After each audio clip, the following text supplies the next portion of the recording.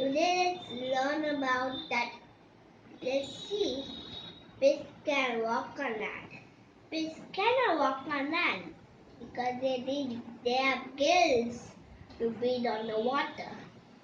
But some of the fish can walk on land and some of them have do differently.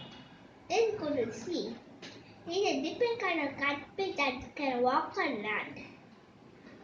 I don't know what its name is, so also the koi fish. The koi fish have to go up to the surface and open their mouth and let air to their mouth because they have no gills. But mud keepers live in the mud. These mud help them to swim. These things cannot live in underwater. They will drown in underwater.